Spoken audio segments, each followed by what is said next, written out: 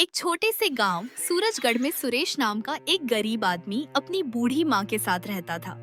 सुरेश के पास न जमीन थी और न ही कोई खेत। इसी कारण वह जंगल से लकड़ियां काटकर बेचता था और उसी कमाई से अपना तथा अपनी माँ का गुजारा करता था।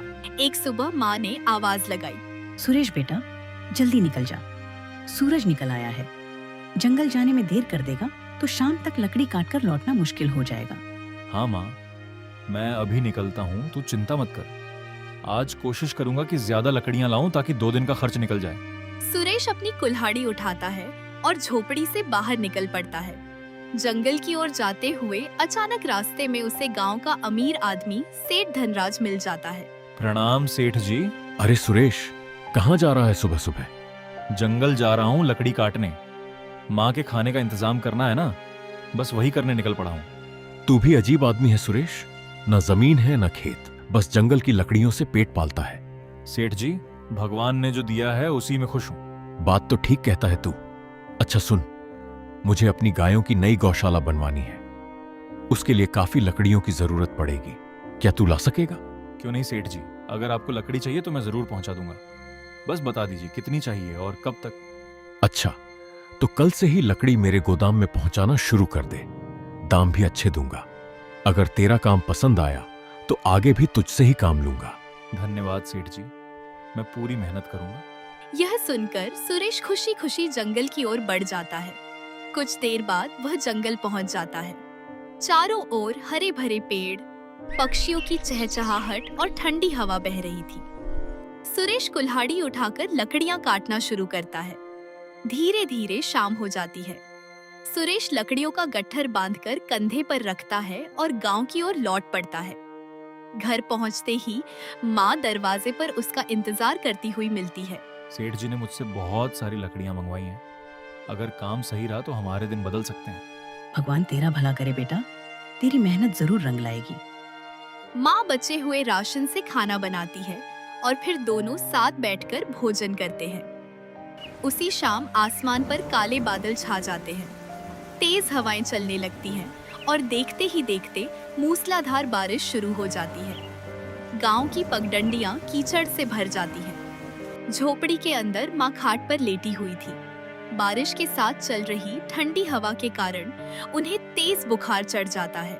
ओ राम, ओ सुरेश, मेरा सिर जल रहा है बेटा, बहुत कमजोरी लग रही है बेटा। सुरेश घबराकर माँ के पास दौड़ता है। अरे माँ, ये क्या हो गया? तेरा शरीर तो आग की तरह तप रहा है। तू बिल्कुल चिंता मत कर, मैं अभी तेरे लिए दवा लेकर आता हूँ। इतना कहकर सुरेश तुरंत झोपड़ी से बाहर निकल जाता है। तेज बारिश में वह पूरी तरह भीग जाता है, लेकिन माँ की चिंता उसे आगे बढ़ने की ताकत देती रहती है। कुछ ही देर में वह सेठ धनराज की हवेली पहुंच जाता है और दरवाजा खटखटाता है। अरे सुरेश, तू इस वक्त और इस बारिश में यहाँ क्या कर रहा है? सेठ जी, मेरी माँ को तेज बुखार हो गया है। हालत बहुत खराब है। घर में ना दवा है और ना राशन। मुझे पैसों की बहुत जरूरत है। ठीक है, पैसे तो मैं दे दूंगा, लेकिन ब्याज देना होगा।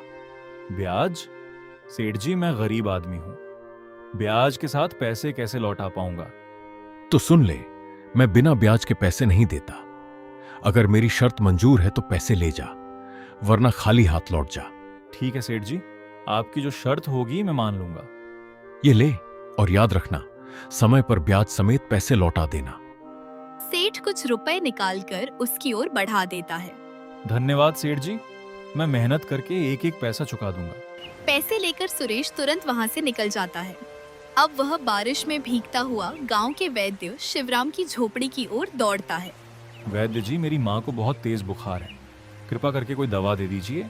वैद्य शिवराम जल्दी जल्दी कुछ औषधियां मिलाते हैं और एक छोटी थैली में भरकर सुरेश को दे देते हैं। दवा लेकर सुरेश तुरंत घर लौट आता है।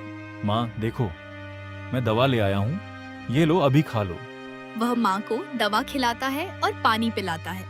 कुछ समय बाद माँ को पसीना आने लगता है। अगली सुबह माँ की हालत पहले से कुछ बेहतर थी। सुरेश रात भर जागने के कारण थका हुआ उनके पास बैठा था। माँ धीरे से बोली, अब थोड़ा आराम लग रहा है बेटा। भगवान का शुक्र है माँ, तू जल्दी ठीक हो जाएगी। सुरेश बेटा, एक बात पूछूं? हाँ माँ, पूछो। बेटा, ब्याज वाला पैसा गरीब आदमी को और गरीब बना देता है। हमें बहुत सोच समझकर कदम उठाना होगा। सुरेश, क्यों ना हम इन बचे हुए पैसों से समोसे बनाकर बेचें? समोसे? हाँ बेटा, देख, इस बरसात में लकड़ी सुखाना और बेचना मुश्किल होगा, लेकिन गर्मा गर्म समोसे लोग खुशी से खरीदेंगे। अरे माँ, ये तो बहुत अच्छा विचार है। अगर काम चल पड़ा तो हम धीरे धीरे सेठ का कर्ज भी चुका देंगे। हाँ बेटा, मेहनत और ईमानदारी से काम करोगे तो भगवान जरूर साथ देगा। सुरेश की आंखों में उम्मीद की चमक आ गई। यहीं से सुरेश की जिंदगी एक नए मोड़ की ओर बढ़ने लगी। अगली सुबह वह बचे हुए पैसों में से कुछ रुपए लेकर गांव की किराना दुकान पर पहुंचा। राम राम गोपाल भैया। अरे सुरेश, आओ, कहो क्या चाहिए? मुझे बेसन, तेल, हरी मिर्च, धनिया और कुछ मसाले चाहिए। अरे सुरेश, तू तो लकड़ियां बेचता था, अब समोसे बनाएगा? क्या करें भैया, वक्त के साथ रास्ता बदलना पड़ता है। मेहनत करूंगा, भगवान चाहेगा तो सब ठीक हो जाएगा। वाह, ये हुई ना बात। गोपाल ने सारा सामान तौलकर एक थैली में रख दिया। सुरेश पैसे देकर सामान लेकर घर लौट आया। घर पहुंचते ही माँ पहले से तैयार बैठी थी। दोनों काम में जुट गए। कुछ ही देर में झोपड़ी में समोसों की खुशबू फैलने लगी। सुरेश सावधानी से सारे समोसे एक टोकरी में रखता है, उसे सिर पर उठाता है और बाजार की ओर निकल पड़ता है। बाजार में अच्छी खासी भीड़ थी। वह सड़क किनारे एक साफ जगह देखकर बैठ गया और ऊंची आवाज में पुकारने लगा। गर्मा गर्म समोसे, ताजे और स्वादिष्ट समोसे ले लो भाई, ले लो। गर्मा गर्म समोसे, ताजे और स्वादिष्ट समोसे। कुछ लोग उसकी ओर देखते, रुकते और फिर आगे बढ़ जाते। पास ही एक और ठेला लगा था जहां पहले से समोसे बिक रहे थे। उस ठेले का मालिक था विजय, जो कई वर्षों से बाजार में समोसे बेच रहा था। विजय ने सुरेश को देखा तो उसकी भौहें तन गईं। वह मन ही मन बड़बड़ाया। अरे, ये तो सुरेश लकड़हारा है। अब ये भी समोसे बेचेगा, और वो भी मेरे सामने। इसकी इतनी हिम्मत, इसे सबक सिखाना पड़ेगा। उधर सुरेश अपने काम में लगा हुआ था। उसे विजय के मन की बात का बिल्कुल अंदाजा नहीं था। वह लगातार आवाज लगाए जा रहा था। तभी दो आदमी उसके पास आकर रुक गए। अरे सुरेश, तू तो लकड़ियां बेचता था ना, अब समोसे बेच रहा है? हाँ भाई, पेट पालने के लिए मेहनत तो करनी ही पड़ती है। अच्छा, तो हमें भी एक एक समोसा खिला, देखते हैं कैसा बनाया है। जरूर भाई, अभी देता हूँ। उसने तुरंत तो गरम समोसे निकालकर उनके हाथ में रख दिए। दोनों ने एक एक निवाला लिया। अचानक उनके चेहरे बदल गए। उन्होंने समोसे जमीन पर फेंक दिए। ये क्या बनाया है? बिल्कुल बेस्वाद, न नमक का स्वाद और न मसाले का। ऐसे समोसे तो कोई नहीं खरीदेगा। तुझे समोसे बनाना किसने सिखाया? सुरेश का चेहरा उतर गया। उसकी आंखों में आंसू भर आए। पास खड़ा विजय यह सब देखकर मन ही मन मुस्कुराने लगा। उसे पहले से पता था कि वे दोनों आदमी उसके ही कहने पर आए थे।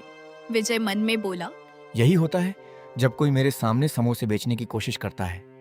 फिर वह जोर से ग्राहकों को बुलाने लगा। अरे भाइयों, उन बेस्वाद समोसों के चक्कर में मत पड़ो। यहाँ आओ, गर्मा गर्म और चटपटे समोसे खाओ। दोनों आदमी तुरंत विजय के ठेले की ओर चले गए। उन्हें देखकर दूसरे ग्राहक भी उधर जाने लगे। धीरे धीरे सारी भीड़ विजय के ठेले के पास इकट्ठी हो गई और सुरेश अकेला रह गया। उसकी टोकरी लगभग भरी की भरी थी। वह उदास होकर बैठा रहा। हे भगवान, मैंने तो पूरी मेहनत की थी। लगता है आज कोई भी मेरे समोसे नहीं खरीदेगा। कुछ समय बाद उसने गहरी सांस ली। निराश होकर उसने टोकरी उठाई और घर की ओर चल पड़ा। घर पहुंचते ही माँ ने उसके चेहरे की उदासी पहचान ली। सुरेश ने चुपचाप टोकरी नीचे रख दी। क्या हुआ बेटा, समोसे नहीं बिके क्या? माँ, बाजार में सबने मेरे समोसे बेस्वाद कहकर फेंक दिए। किसी ने पसंद नहीं किए। सारे पैसे भी इसमें लग गए। अब सेठ का कर्ज कैसे चुकाएंगे? बेटा, हर नया काम शुरुआत में कठिन लगता है। हार मानने वाले कभी सफल नहीं होते। भगवान तेरे लिए कोई ना कोई रास्ता जरूर निकालेंगे। दोनों बात कर ही रहे थे कि बाहर से जोर की आवाज आई। माँ, ये आवाज। लगता है सेठ धनराज है। सुरेश और माँ बाहर आए। दरवाजे पर सेठ धनराज अपने दो आदमियों के साथ खड़ा था। उसकी मूंछें तनी हुई थीं और चेहरे पर घमंड साफ दिखाई दे रहा था। सेठ जी प्रणाम। मुझे पता है आप पैसे लेने आए हैं, लेकिन अभी मेरे पास कुछ नहीं है। जो पैसे आपसे लिए थे वे सब समोसे के काम में लग गए। जैसे ही काम चलेगा मैं आपका पैसा लौटा दूंगा। यह सुनते ही सेठ का चेहरा सख्त हो गया। मुझे बेवकूफ मत बना सुरेश। तेरे समोसों का क्या भरोसा, बिके या ना बिके उससे मुझे कोई मतलब नहीं। मैं यहां हाथ पर हाथ रखकर कब तक बैठा रहूं? मैंने तुझे उधार दिया था, दान नहीं। सुन ले, आज से यह घर मेरा हुआ। जब तेरे पास पैसे हो जाएं, तब आकर इसे छुड़ा लेना और अभी के अभी अपना सामान बाहर निकालो। यह सुनकर सुरेश के पैरों तले जमीन खिसक गई, लेकिन सेठ पर कोई असर नहीं पड़ा। उसने अपने आदमियों को इशारा किया। दोनों आदमी झोपड़ी के अंदर घुस गए।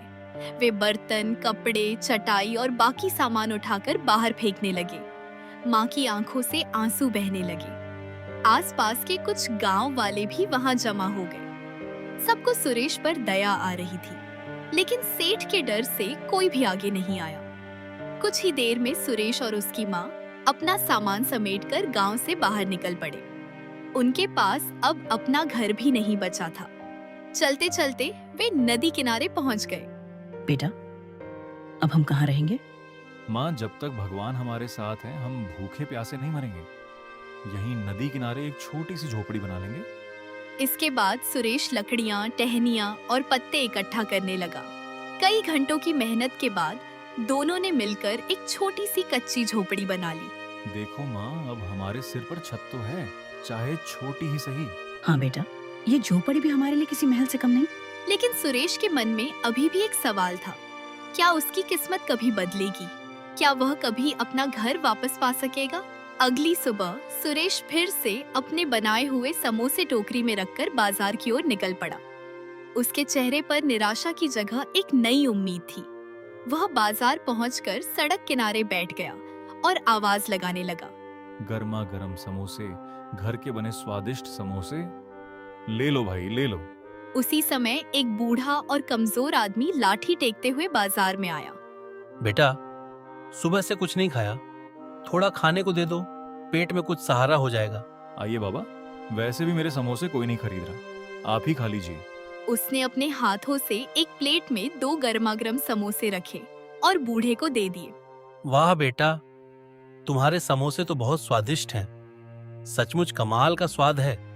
बाबा, क्या आप सच कह रहे हैं? सब तो कहते हैं कि मेरे समोसे बेस्वाद हैं। मैं झूठ क्यों बोलूंगा बेटा? अगर भरोसा ना हो तो खुद खाकर देख लो। सुरेश ने झुझकते हुए टोकरी से एक समोसा उठाया। जैसे ही उसने एक निवाला खाया, उसकी आंखें फैल गईं। अब उसे समझ आने लगा था कि शायद किसी ने जानबूझकर उसके साथ धोखा किया था। अरे, ये तो सचमुच बहुत स्वादिष्ट है। बूढ़ा आदमी मुस्कुराते हुए उसे देख रहा था। फिर उसने अपनी झोली में हाथ डाला और एक छोटी सी थैली निकालकर सुरेश को दे दी। बाबा, आप कौन हैं और मुझे ये सब क्यों दे रहे हैं? बेटा, इसमें एक दुर्लभ जड़ी बूटी है। जब भी अपने समोसों में इसकी थोड़ी मात्रा मिलाएगा, स्वाद कई गुना बढ़ जाएगा। लेकिन याद रखना, इसका उपयोग केवल अच्छे काम के लिए करना। सुरेश कुछ क्षण के लिए दूसरी ओर देखने लगा। जब उसने फिर नजर उठाई तो बूढ़ा कहीं दिखाई नहीं दिया। अरे, ये बाबा कहाँ चले गए?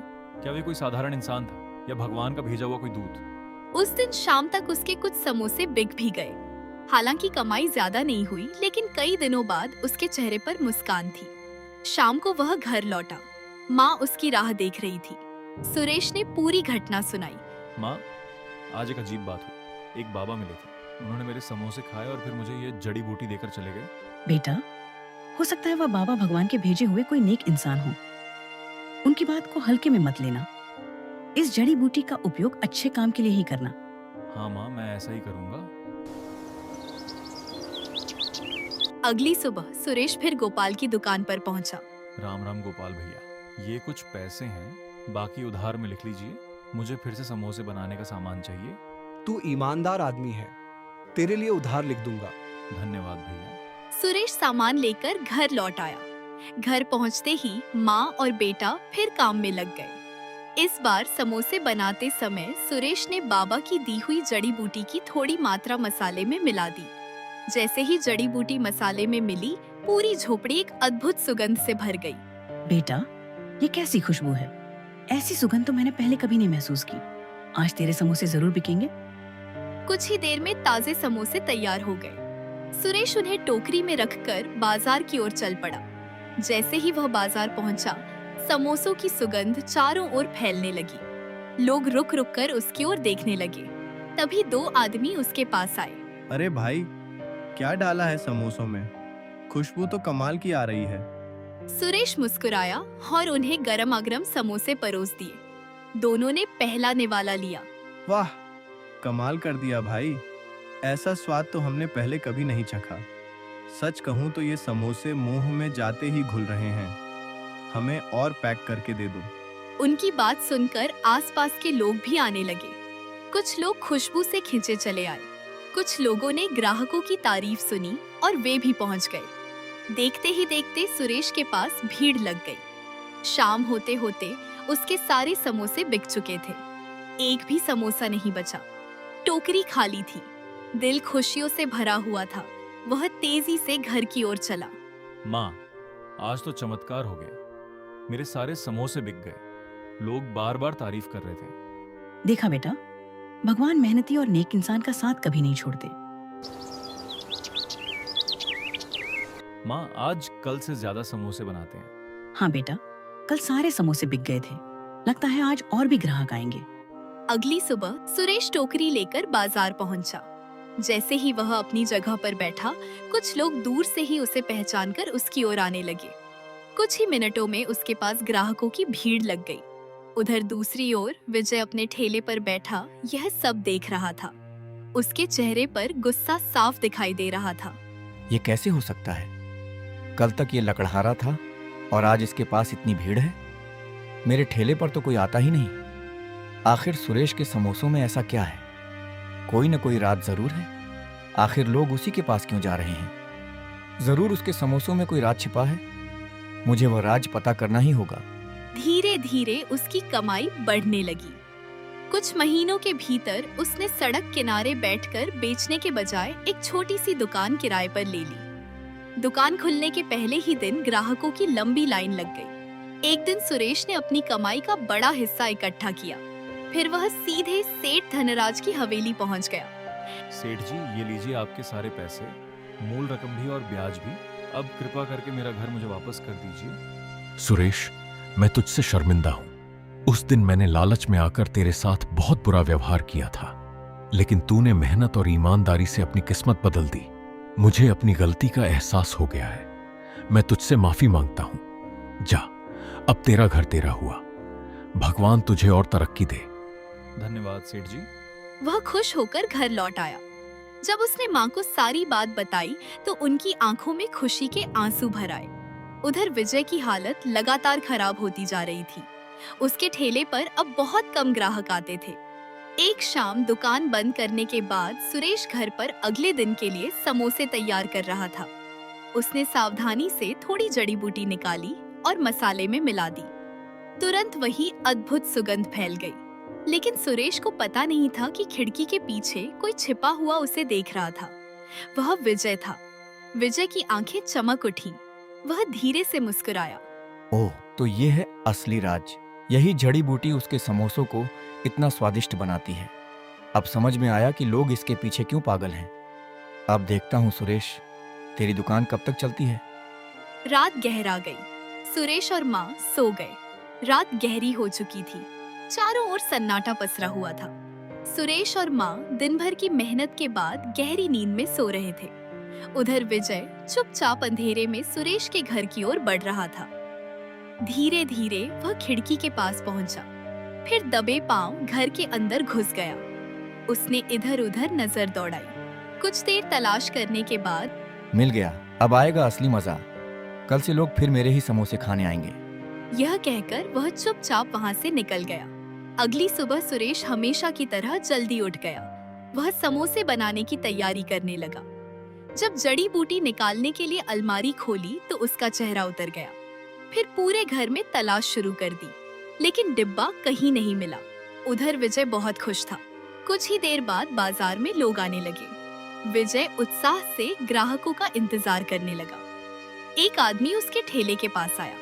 दोनों ने समोसे खरीदे, लेकिन जैसे ही पहला निवाला मुंह में रखा, तुरंत थूक दिया। आसपास खड़े लोग भी पीछे हटने लगे। उसने खुद एक समोसा खाया। अगले ही पल उसका चेहरा बिगड़ गया। थू, ये इतना कड़वा कैसे हो गया? मैंने तो वही जड़ी बूटी मिलाई थी। गरम तेल की कढ़ाई पलट गई। कुछ ही क्षण में आग भड़क उठी। आग, आग। विजय घबरा गया। विजय रात भर सो नहीं पाया था। उसे अपनी गलती का एहसास हो चुका था। सुबह होते ही वह सुरेश की दुकान पर पहुंच गया। विजय, तुम यहाँ? सुरेश भाई, मुझे माफ कर दो। तुम्हारी जड़ी बूटी मैंने ही चुराई थी। मुझे तुम्हारी सफलता से जलन होने लगी थी। मैं सोचता था कि तुम्हारी तरक्की का कारण सिर्फ वही जड़ी बूटी है। इसलिए एक रात मैं चुपके से तुम्हारे घर में घुसा और डिब्बा चुरा लिया। मैंने सोचा था कि अगर वह जड़ी बूटी मेरे पास आ जाएगी तो सारे ग्राहक फिर मेरे पास लौट आएंगे। लेकिन मेरी लालच ने सब कुछ छीन लिया। मेरे समोसे खराब हो गए और मेरा ठेला भी जलकर राख हो गया। मैंने दूसरे का बुरा चाहा और खुद बर्बाद हो गया। क्या तुम मुझे माफ कर दोगे? विजय, गलती इंसान से ही होती है, लेकिन अपनी गलती मान लेना सबसे बड़ी बात होती है। हाँ, मैं तुम्हें माफ करता हूँ, लेकिन एक बात हमेशा याद रखना, किसी की सफलता देखकर जलना नहीं चाहिए। दूसरे को गिराने की कोशिश करने के बजाय खुद मेहनत करनी चाहिए। मैं वादा करता हूँ, आज के बाद मैं कभी किसी का बुरा नहीं सोचूंगा। मैं मेहनत और ईमानदारी से फिर से अपना काम शुरू करूंगा। सीख: दूसरों की सफलता से जलने वाला व्यक्ति कभी सुखी नहीं रह सकता। मेहनत, ईमानदारी, दया और धैर्य ही सच्ची सफलता का रास्ता है। जो दूसरों का भला करता है, भगवान भी उसका साथ कभी नहीं छोड़ते।